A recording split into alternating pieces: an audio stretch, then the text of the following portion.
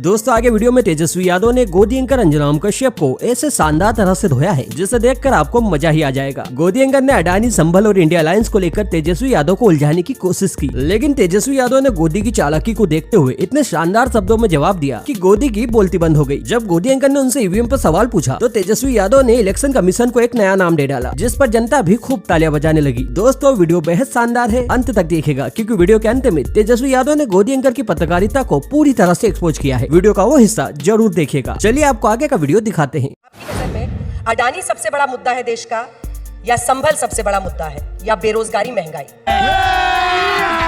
अभी मजा आएगा ना भिड़ो।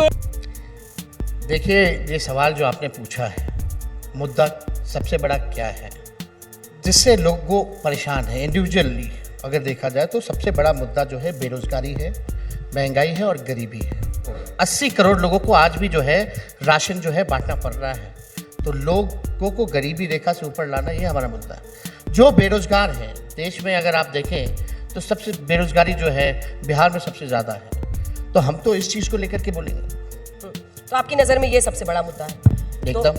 पर आपके मतलब लेकिन साथी इससे बड़ा मुद्दा ये भी है कि संविधान जो है वो भी आप देखिए किस प्रकार से भाजपा के लोग जो हैं कहीं ना कहीं से इसको हटा करके अपना जो संघ का जो विधान है उसको लागू ये लोग करना चाहते हैं। संविधान जो है हमारा सुरक्षित रहना चाहिए, लोकतंत्र हमारा सुरक्षित रहना चाहिए, ये सबसे बड़ी बात है। जब संविधान नहीं रहेगा तो कुछ नहीं रहेगा।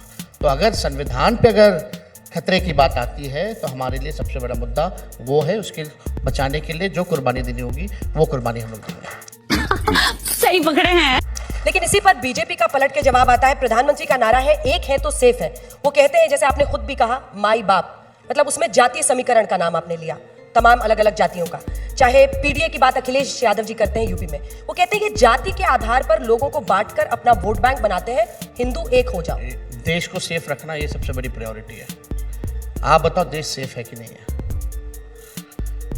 ये केवल एक पर्टिकुलर माइनॉरिटीज को देख के ये कॉम्युनलाइजेशन वाली बातें की गई। मंगलसूत्र छीन लेगा, प्रधानमंत्री आप मंगलसूत्र छीन लेगा, कैसी बातें कर रहे थे आप चुनाव में? लेकिन खैर जो भी है, आप बताओ तीनों सेना के अध्यक्ष कौन से धर्म के हैं? एयरफोर्स के, नेवी के, आर्मी के, कौन से धर्म के? आपके प्रधानमंत्री कौन से धर्म के? आपके राष्ट्रपति कौन से धर्म के? एक उमर अब्दुल्ला को छोड़ दीजिए तो बाकी जगह जो चीफ मिनिस्टर, गवर्नर हैं वो कहाँ के हैं? फिर भी हमारा देश सेफ नहीं होगा या हम सेफ नहीं होंगे, हिंदू सेफ नहीं होगा। आप 11 साल राज कर रहे हैं फिर भी आप ये बात बोल रहे हैं, तो आपने किया क्या? 11 साल में क्या किया? और ऑल ऑफ सडन ये 11वें साल जहां you should be telling people, जो मालिक है जनता, you should be telling them कि हमने देश के तरक्की के लिए ये काम किया। आज रुपया कमजोर हो रहा है कि नहीं हो रहा? डॉलर के मुकाबले कमजोर हो रहा है कि नहीं हो रहा है? हमारे इकोनॉमी पे बात होनी चाहिए। मोदी जी ने कितने लोगों को नौकरी दिया ये बताओ, ये नहीं सुनना कि कितने लोगों को राशन दिया। ये A to Y Z कोई भी उस पद पे बैठेगा, कोई भी कर सकता है, लेकिन आपने नौकरी कितनी बनाई, नौकरी कितना दिया, महंगाई क्यों नहीं कम की? भाजपा के लोगों को पहले 60 रुपया पेट्रोल डीजल था तो डाइन लगती थी, अब 100 रुपया पार हो गया। गैस 400 था, अब 1200 हो गया, तो अब महंगाई डाइन नहीं महबूबा नजर आने लगी है। आप इस पे बात कीजिए ना, मुद्दों पे बात कीजिए। आपने क्या किया इस देश के लिए? आप जहां जा रहे हैं डिवाइड एंड रूल, वही भाषा, वही सेम एजेंडा, हिंदू मुस्लिम। गजब हाल है हमारे देश का। मस्जिदों के अंदर मंदिर खोदा जा रहा है, ढूंढा जा रहा है। अब विदेश में जो है मिनरल्स ढूंढ रहे हैं, मिनरल्स ढूंढ रहे हैं। कहां हम लोग लटके पड़े हैं भाई?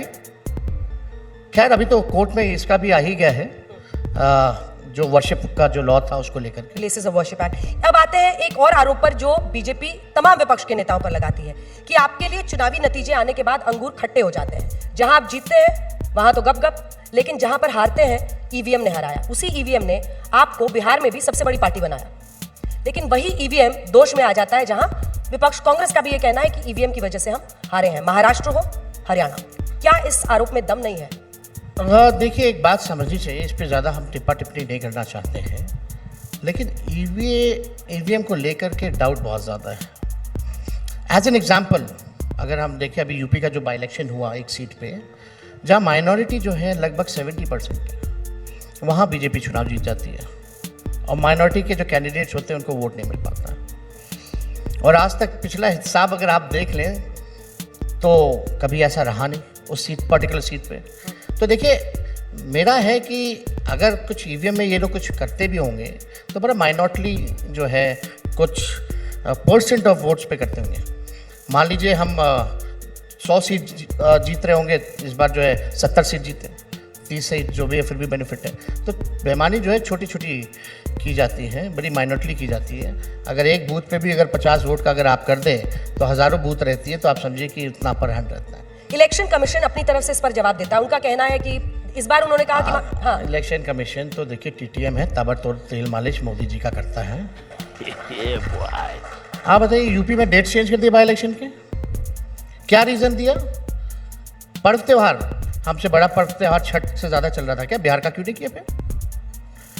हमारे लिए तो आप तो सिवान की हैं, बिहार में हम लोगों से ज़्यादा बड़ा पर्व तो छठ से ज़्यादा कोई बड़ा पर्व है नहीं।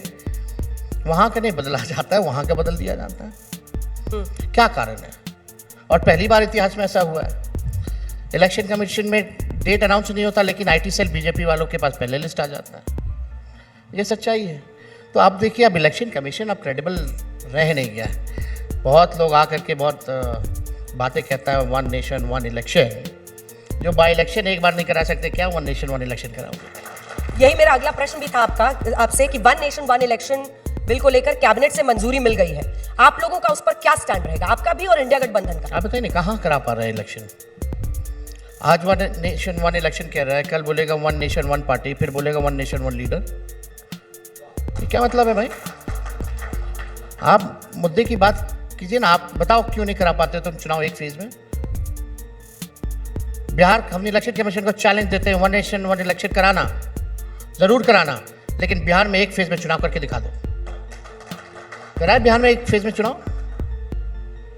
और बिहार का चुनाव तब होता है जब किसी और राज्य में चुनाव नहीं होता। देश एक लौता चुनाव बिहार में हो रहा होता पूरे देश में, पहले वहां करा लो एक फेज में। ये हमारी चुनौती है।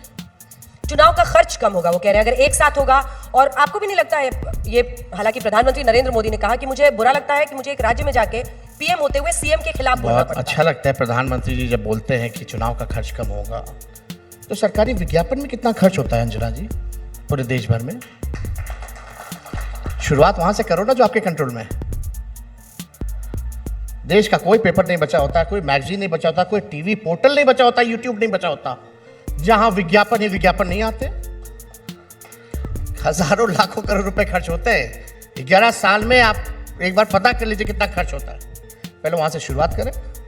आखिरी के 3 सवाल हैं और वो बिहार पर है, जिसके साथ अंत करेंगे।